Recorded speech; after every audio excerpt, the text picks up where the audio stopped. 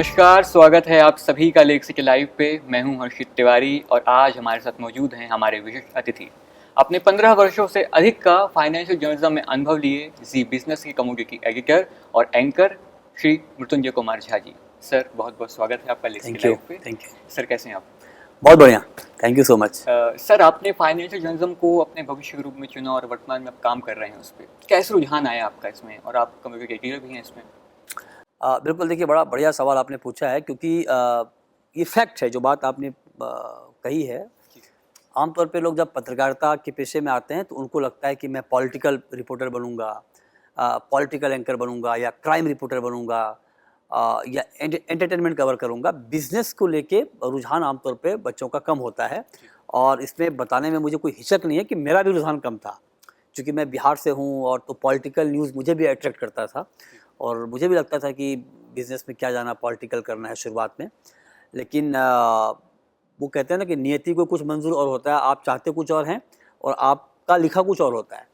तो हमारा campus placement हुआ 2004-06 बैच का मैं स्टूडेंट हूँ माखनलाल यूनिवर्सिटी का, और कैंपस प्लेसमेंट ही हमारा बिजनेस पोर्टल में हुआ।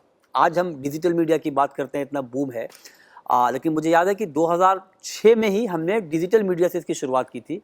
वहाँ पे कैंपस प्लेसमेंट हुआ था, मुंबई की एक वेबसाइट थी, वहाँ से हमने इसकी शुरुआत की और उसके बाद फिर मैं CNBC आवाज़ में काम किया 2 साल। फिर 2008 से मैं जी मीडिया के साथ हूँ। 17 साल हो गए मेरे, अभी सितंबर में कंप्लीट हुए हैं जी मीडिया में। जी बिजनेस में मैं कम्युनिटी एडिटर हूँ। देखिए मैं आपको अपने एक्सपीरियंस से ये आपको बता सकता हूँ कि बहुत इंटरेस्टिंग सब्जेक्ट है बिजनेस का। अगर आप इसको चाव के साथ पढ़ेंगे, देखेंगे, समझेंगे तो आपको बहुत मज़ा आएगा, पहली बात। दूसरी बात कि अभी की दुनिया में अगर आप बढ़िया पत्रकार बनना चाहते हैं किसी भी विधा में, चाहे वो पॉलिटिकल हो, चाहे वो कोई और विधा में, तो बहुत ज़रूरी है कि आपको बिज़नेस की अंडरस्टैंडिंग होनी चाहिए, आपको इकोनॉमी की अंडरस्टैंडिंग होनी चाहिए। अगर आपको बिज़नेस की अंडरस्टैंडिंग है, आपको इकोनॉमी की अंडरस्टैंडिंग है, तभी आप पॉलिटिकल जर्नलिज्म भी अच्छे से कर पाएंगे। क्योंकि आप देखिए क्या हो रहा है पॉलिटिकल जर्नलिज्म में। मान लीजिए कि आपको किसी सरकार के कामकाज की रूपरेखा तय करनी है, उसके ऊपर बात करनी है। मान लीजिए मोदी गवर्नमेंट के 10 साल के ऊपर आपको बात करनी है कि भाई 10 साल में सरकार ने क्या किया, नहीं किया। तो जब आप इकोनॉमी को समझेंगे तभी आप सवाल पूछ पाएंगे, भाई ग्रोथ को लेकर क्या किया, एग्रीकल्चर को लेकर सरकार ने क्या किया, फार्मर के लिए क्या किया, कंज्यूमर के लिए क्या किया, नौकरी पेशा के लिए क्या किया। तभी आप पॉलिटिकल सवाल भी अच्छे से पूछ पाएंगे। पॉलिटिकल मतलब सिर्फ ये नहीं कि चुनाव। आमतौर पे दिक्कत ये आती है कि पॉलिटिकल न्यूज़ का मतलब आमतौर पे लोग समझते हैं कि चुनाव वाली बात। ऐसा नहीं है, क्योंकि किसी भी सरकार का जो असेसमेंट होता है वो इकोनॉमी के आधार पे होता है। कोई सरकार अच्छा कर रही है, कोई ख़राब कर रही है, वो कैसे तय होगा? वो तय होगा कि उस सरकार ने कैसा काम किया है। जब वो कोई काम कर रही है सरकार, तो वो इकोनॉमी है। ठीक है कि भाई आपने क्या किया देश के डेवलपमेंट के लिए। तो डेवलपमेंट के जितने सारे एस्पेक्ट हैं, जितने सारे आयाम हैं, वो इकोनॉमी है। तो बहुत इंटरेस्टिंग है, बहुत अपॉर्चुनिटी है इसमें। और सबसे बड़ी बात यह है कि ये डेटा ड्रिवन सब्जेक्ट है। इसमें आपको डेटा पर बात करनी होती है। ये आप समझिए कि अलग स्किल है। मतलब जर्नलिज्म तो स्किल है ही, जर्नलिज्म के अंदर जो बिजनेस पत्रकारिता है वो अपने आप में अलग स्किल है। भाई इसमें आप लफाजी नहीं कर सकते अगर इसको आप चलताऊ भाषा में बोलें, क्योंकि यहाँ अगर फैक्ट रहेगा तभी आप बोल सकते हैं। पॉलिटिकल न्यूज़ में आपका एनालिसिस कुछ भी हो सकता है और वो सही हो गलत हो अलग बात है, लेकिन बिजनेस में ये है कि अगर शेयर मार्केट मान लीजिए बढ़ा है तो क्यों बढ़ा है उसके लिए फैक्ट्स हैं, गिरा है क्यों गिरा उसके लिए फैक्ट्स हैं। तो यहाँ आपको फैक्ट पे बात करनी होती है। इकोनॉमी, अगर आप जीडीपी की बात कर रहे हैं तो जीडीपी के नंबर हैं, अगर कम है तो कम बोलना पड़ेगा आपको, वहाँ आपकी कोई आइडियोलॉजी काम नहीं करेगी। पॉलिटिकल में तो आप 10 बहाने लगा सकते हैं, ऐसा नहीं वैसा इधर उधर, लेकिन बिजनेस की जब आप बात कर रहे होंगे तो आपको फैक्ट टू द पॉइंट बात करनी होगी। इसीलिए बड़ा इंटरेस्टिंग लगा। शुरुआत में मुझे भी लग रहा था कि मुझे पॉलिटिकल में जाना चाहिए था, लेकिन मैं बिज़नेस में आ गया। लेकिन कुछ सालों में फिर अपना इंटरेस्ट डेवलप होता गया और उसी का नतीजा है कि 17 साल से मैं जी में हूँ और 19 साल मुझे हो गए बिजनेस पत्रकारिता में। अरे नहीं, बिल्कुल सर, बहुत बढ़िया। खैर बहुत सारे ऐसे लोग हैं जो समझ नहीं पाते करना क्या है, परंतु वहाँ कई लोगों की बुनियादी होती है, डेटाबेस अच्छा होता है, एनालिटिक्स अच्छे होते हैं, उनके लिए बेशक अच्छा विकल्प हो सकता है। और वर्तमान में अपन देखते हैं सर कि आज कई सारे मार्केट गुरूज हैं, कई सारे इन्वेस्टमेंट को लेके इन्फ्लुएंसर हैं जो कि सोशल मीडिया में, यूट्यूब में उनके चैनल्स हैं और वहाँ वो बात करते हैं।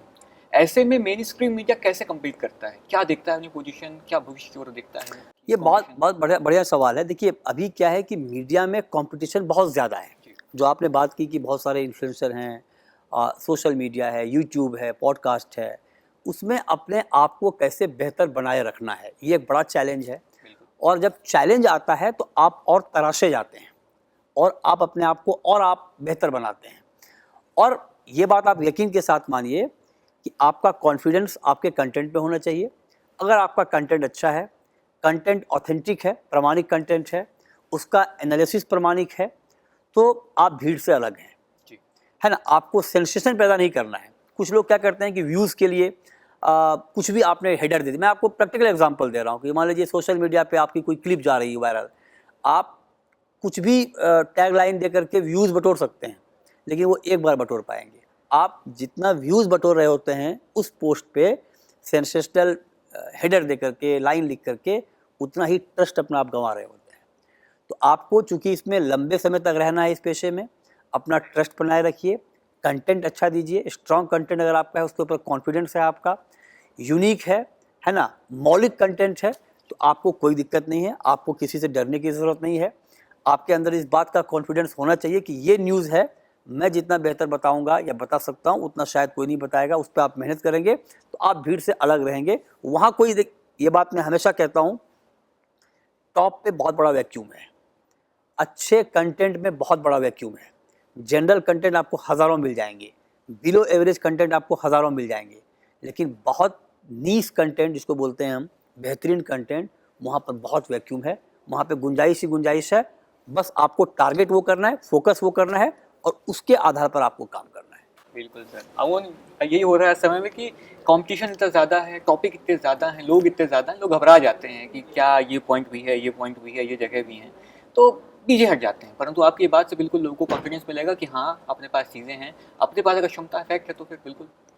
और कोई सलाह सर, जो विद्यार्थी अभी वर्तमान में फाइनेंस जर्नलिज्म की ओर बढ़ना चाहते हैं, बिजनेस जर्नलिज्म पढ़ना चाहते हैं, उनके लिए देखिए क्या करना चाहिए? बिजनेस पत्रकारिता में जो आना चाहते हैं उनके लिए सलाह ये है कि पहले तो ये कि बिजनेस के बेसिक्स को समझें आप। जब तक आप बेसिक्स आपका क्लियर नहीं होगा, आप आगे नहीं बढ़ सकते। जी। तो बेसिक्स जैसे मान लीजिए शेयर मार्केट के बेसिक्स जो भी हैं, सेंसेक्स क्या है, निफ्टी क्या है, कितने शेयर हैं, कंपनी के आईपीओ कैसे आते हैं, रिजल्ट कैसे आते हैं, रिजल्ट की जो टर्मिनोलॉजी है उस टर्मिनोलॉजी को आप समझें कि भाई प्रॉफिट क्या होता है, कन्सो मुनाफा क्या होता है, एबिटा क्या होता है। ये सब जो बेसिक्स हैं बिज़नेस के, वो पहले आप समझें। बिज़नेस में अच्छी बात यह है कि बिज़नेस के लिए बहुत अच्छी अच्छी किताबें हैं मार्केट में, वो आप पढ़ सकते हैं। कोई नाम? बेसिक्स एक नाम बताना ठीक नहीं होगा क्योंकि बहुत सारी किताबें हैं, तो अपने क्योंकि बेसिक्स पे ही आपको बहुत सारे बुक्स मिल जाएंगे, तो वो आप पढ़ें। दूसरी बात कि रेगुलर बिजनेस न्यूज़पेपर पढ़ें। रेगुलर बिजनेस की बहुत सारे अखबार हैं बिजनेस के, वो आप रेगुलर पढ़ें। उसमें ये होगा कि बिजनेस की इंडस्ट्री में जो भी डेवलपमेंट हो रहे हैं उससे आप वाकिफ़ रहेंगे, आप अपडेट रहेंगे कि हाँ ये हुआ, इस कंपनी का रिजल्ट आया, इस कंपनी में स्कैम हुआ, फलाना हुआ, ठिकाना हुआ, वो करेंगे। बेसिक्स न्यूज़ फ्लो पे आपका कमांड होना चाहिए। और जब ये सब हो जाएगा फिर धीरे धीरे आपका एनालिटिकल पावर डेवलप होगा। उसमें थोड़ा टाइम लगेगा, लेकिन अभी जो बच्चे पत्रकारिता में बिजनेस में आना चाह रहे हैं उनके लिए मेरा सुझाव ये है कि पहले आप बेसिक्स बिजनेस जर्नलिज्म के या फिर बिजनेस की दुनिया के जो बेसिक्स हैं वो आप बिल्कुल क्लियर कर लें। क्लियर करने के बाद उसके साथ साथ आप अखबार पढ़ें बिजनेस का, पॉलिटिकल भी पढ़ें, ये नहीं कि वो छोड़ दें, पॉलिटिकल न्यूज़पेपर भी पढ़ें, लेकिन बिजनेस के अखबार पढ़ें। और फिर आपकी समझ डेवलप होगी और धीरे धीरे जब आप बेसिक्स क्लियर हो जाएगा, न्यूज़ पे आपका कमांड होगा, तो फिर आप एनालिसिस बढ़िया कर पाएंगे। सपोज़ कि मान लीजिए आज मैं बात कर रहा हूँ गोल्ड की, कि भाई गोल्ड आगे बढ़ेगा या गिरेगा, गोल्ड क्यों बढ़ा, इसके रीज़न है, ये सब रीज़न अवेलेबल है, हमने बता दिया। लेकिन अब आगे गोल्ड बढ़ेगा या गिरेगा, देखिए ये 100% दुनिया का मशहूर से मशहूर कोई एनालिस्ट ये 100% सही नहीं बता सकता है कि कल कोई शेयर बढ़ेगा या गिरेगा, लेकिन उनका एक एनालिसिस होता है, अनुमान होता है। उस वो अगर लोगों को अपील कर रहा है, लोग उससे लगता है कि हाँ ये बिल्कुल सही एनालिसिस है, तो लोग यकीन करते हैं। तो उसके लिए क्या है कि फिर आपका जो नॉलेज है, जो आप रोज़ अखबार पढ़ते हैं, रोज़ आप न्यूज़ फ्लो देखते हैं, तब आपका एनालिटिकल पावर डेवलप होता है। तब जो वो आप करेंगे, अगर आपके पास अच्छी समझ आ गई है, तो वो आपको भीड़ से अलग करेगी। बिल्कुल, बिल्कुल। और बेशक खैर ये जो सलाहें हैं, ये जो चीज़ें हैं, विद्यार्थियों के लिए बहुत आवश्यक हैं, क्योंकि वो विद्यार्थी किताबों में घुस जाते हैं और प्रैक्टिकल नॉलेज को लेके भूल जाते हैं कि आगे एग्जैक्ट जो हमें करना है उसके लिए हमें क्या करना है। तो सर बहुत बहुत धन्यवाद आपका थैंक यू, कि आपने थैंक यू, अपना कीमती समय हमें यहाँ पर दिया। थैंक बहुत यू, बहुत धन्यवाद थैंक यू, आपका। Best of luck, thank you so much. तो ये थी पूरी वार्ता, ये था वो साक्षात्कार जहां हमने जाना कि फाइनेंस जर्नलिज्म का भविष्य कैसा है, वर्तमान कैसा है और भूत कैसा था। और फाइनेंस जर्नलिज्म में जो विद्यार्थी रुचि रख रहे हैं उनके लिए कुछ महत्वपूर्ण बिंदुओं की बात हुई और मेन स्ट्रीम मीडिया को लेकर बात हुई। ऐसे ही साक्षात्कारों के साथ बने रहने के लिए देखते रहिए लेक्सिकल लाइव।